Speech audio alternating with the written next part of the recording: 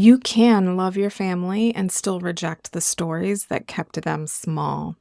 You can grieve their pain and still say, "This ends with me." If you're feeling the guilt of being the different one, this is your permission slip, your battle cry, and maybe a bit of a spiritual smackdown. Because I see you, and I know how fucking heavy it can feel to be the breaker of cycles that you never even started.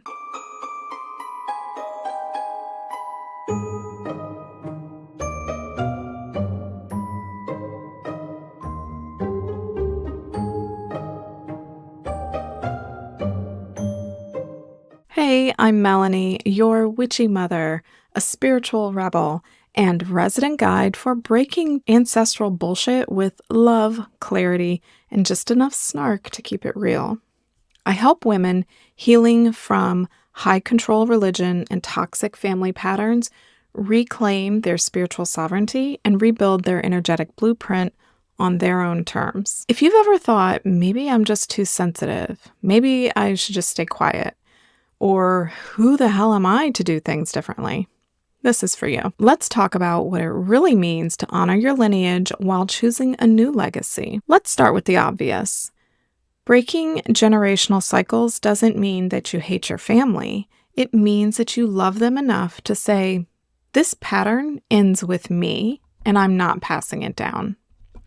You can light a candle for your grandmother and still burn the shame that she passed down.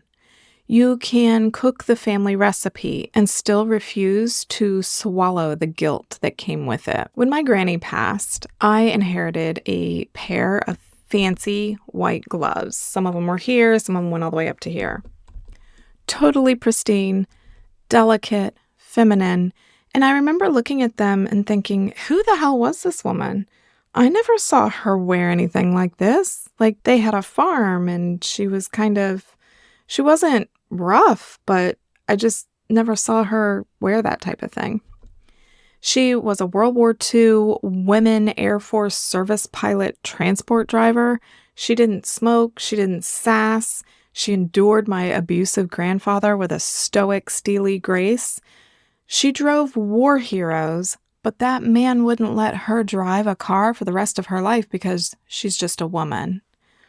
And here I am, decades later, still undoing the same belief system she was buried under.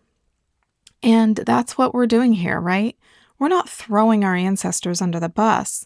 We're building an altar to our wholeness and saying, thank you for surviving.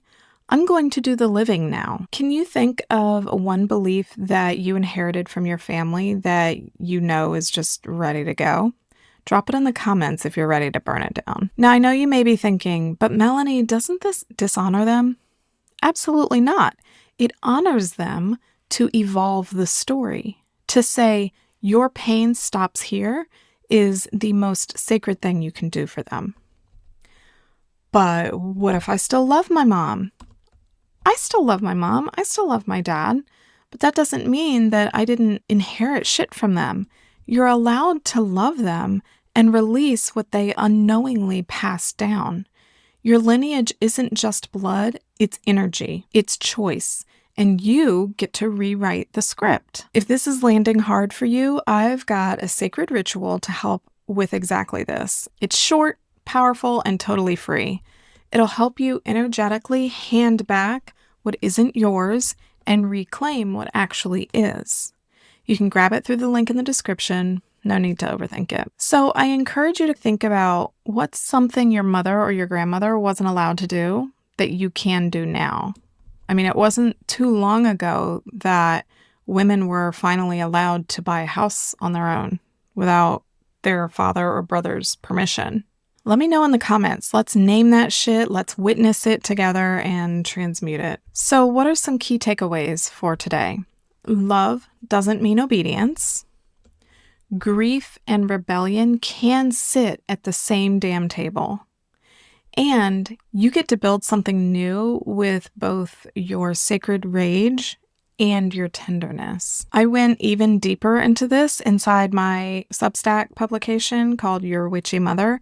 I shared journal prompts, a ritual you can do at your altar, and a step-by-step energetic cord release to help you feel safe choosing a new path.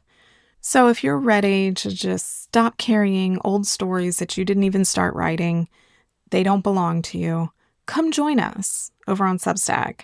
You can grab the freebie or go all in and join the paid membership for full access.